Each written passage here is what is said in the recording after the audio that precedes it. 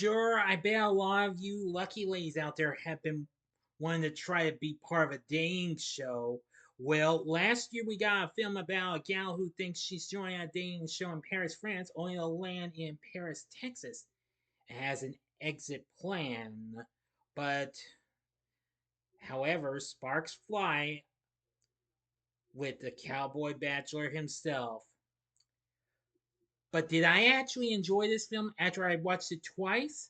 Or has this one completely hog tied me all over and I can't do much of anything to get a gal so hot? Find out right now as I bring to you a spoiler free review of The Wrong Paris. Big D's Entertainment Rankings and Reviews.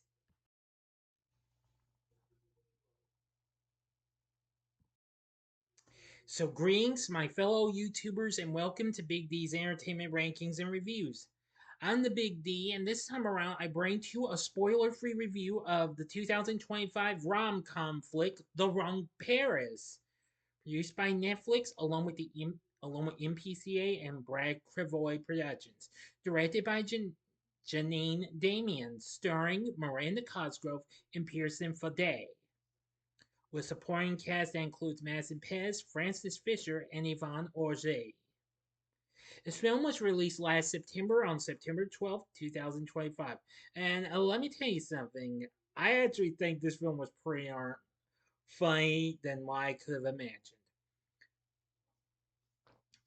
Now, the story follows a 25-year-old aspiring artist named Dawn who lives in a small town in Texas with her two sisters and grandmother, who became their legal guardian after the girls were orphaned. Well, Dawn is thrilled to be accepted to an art school in Paris, France, but is short of funds for both years after spending some of her savings on her grandmother's medical expenses. Well, a huge fan of a dating reality show known as The Honey Pot, Dawn's sister Emily talks her into auditioning for the show as the contestant's appearance fee would help cover her studies. Dawn reluctantly accepts to attend an audition and is surprised to learn she is cast for the upcoming season, which will be taking place in Paris. Later, the two sisters go out for a drink and to play pool to celebrate, where Dawn connects with an immaculately dressed cowboy.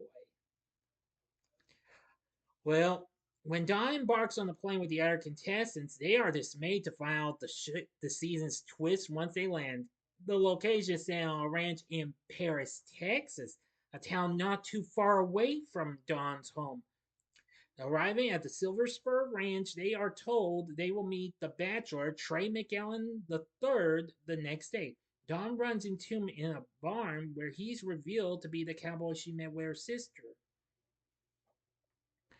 Well, she asks to be removed from the competition as the allure of the show for her is ruined because it is the wrong Paris. But the show's producer reminds her that the contract stipulates that she will not be paid if she quits the show.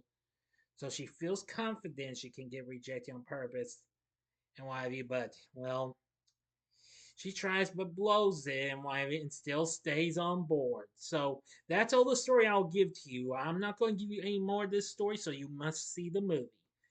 Now, I watched this when it premiered last September, and well, before going into this, I thought since Valentine's Day's coming up, and this is a month of a little bit of love and not just Black History Month, I thought I'd go ahead and give a spoiler free review of this film.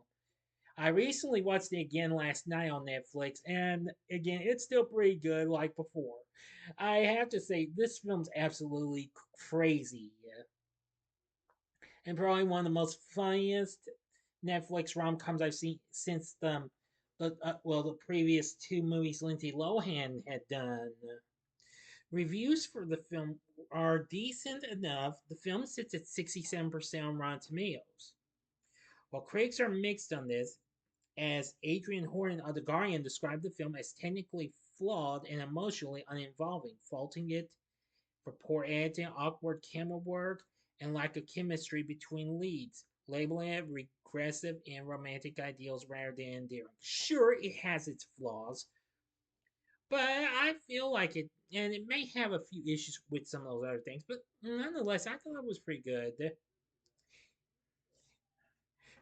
In India today, Priyanka Sharma called it a glossy, cheeky, guilty pleasure with limited depth, recommended mainly for teens and hopeless romantics. RogerEbert.com echoed similar sentiments, describing the film as flimsy and forgettable, lacking the tension of or emotional investment necessary to engage audiences meaningfully. However, Tara Watson of Mamma Mia praised the film as the ideal comfort watch rom com, predictable yet vivacious, full of cheesy fun and strong self awareness. Now, that I agree with.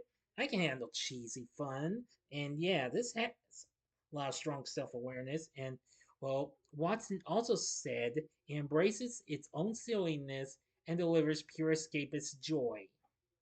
Yep, I'm gonna say this proved to be really something, and it also has a pretty good soundtrack as well. Its score, composed by Nathan Lanier, wasn't too bad. Now, for the cast, we have Miranda Cosgrove. Yes, I cannot believe she got to do some really big after iCarly. I didn't watch it a whole lot, but I know her from of it, even though she did get a star on Drake and Josh before this. But she plays the role of Dawn, and I gotta say, she absolutely does one hell of a job.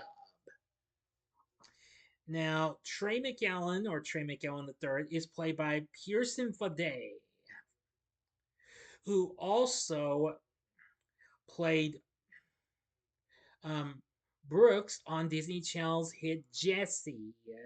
He also had played on The Bold and the Beautiful, as well as the Dynasty, remake series and Animal Kingdom. I gotta say, he's pretty awesome in this. Now, next up, we have the Queen Bee, Lexi Miller, famous influencer on the Honey Pot and Dawn's rival, played by Madison Pettis. Yes, the little girl you know from Disney Channel's Cory the House, as well as the underrated film with Dwayne The Rock Johnson, The Game Plan. Of course, she had also recently appeared in He's All That, which was a recent hit for Netflix a few years prior. I was surprised to see her in this. Oh man, she was, yeah, she was pretty darn hot, but I gotta say, she was like a real queen bee there. Now, Don's grandmother, Birdie, is played by Frances Fisher, who, yeah, I thought she looked familiar. You may remember her from, let's see, from films like Unforgiven, Titanic. Yeah, I mostly would remember her as Titanic. She was Rose's mother, as a matter of fact. Yes, most people would also know her from the soap opera The Edge of Night. Really something. That was pretty good. Yvonne Orji played Rachel, the producer of The Honey Pot. And I'm going to say, not too bad.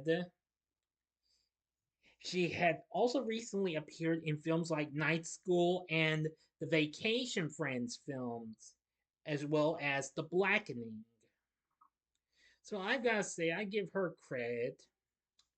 But there's many other characters and what have you.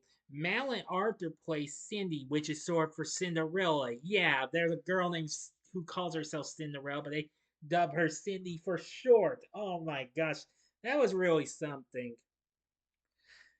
So anyway, the rest of the cast isn't too bad. But overall, I found the Wrong Paris to be a pretty fun-filled, cheesy, but pretty interesting and crazy film and what have you of a rom com. I absolutely loved Miranda Cosgrove's performance. It was really good. Just proved to be more good than I had anticipated, but still pretty good though. So with everything said, this is a film I would recommend you give it a watch. But like I said, I love this, but you be the judge. As always, we're all entitled to our own opinions, and I'm respectful to any of y'all's opinions on this film as well. Okay? Okay, for my score, I give the Rome Paris 5 stars, which will mean on a scale of 1 to 10, I give it a 10. Yeah, sorry everyone. I just loved it when I first saw it. It was still good when I watched it again. Well, what did you think of the Wrong Paris? Let me know in the comments section below. If you like this video, consider clicking the like button, subscribe, click the bell for notifications, and be a part of the Big D Nation. Continue to help support my channel, and you know the rest. And join me later tonight when I bring to you a review of Sleepless in Seattle. So if you like this, check out my reviews for some of these other films. You could check out my spoiler-free review of He's All That, which came on Netflix back in 2022 in the upper left-hand corner. Or if you'd like another kind of a romantic story with a little cowboy feel to it, check out my spoiler-free review of A Cinderella Story, Starstruck, in the upper right-hand corner.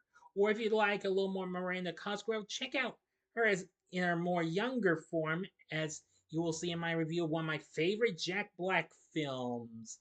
And that, of course, was The School of Rock from 2003. And the bottom right-hand corner is the button you can click to subscribe. If you like rankings and reviews on movies, TV, music, video games, etc., then I'm your guy. Thanks for watching. Until next time, I'm the Big D saying see ya.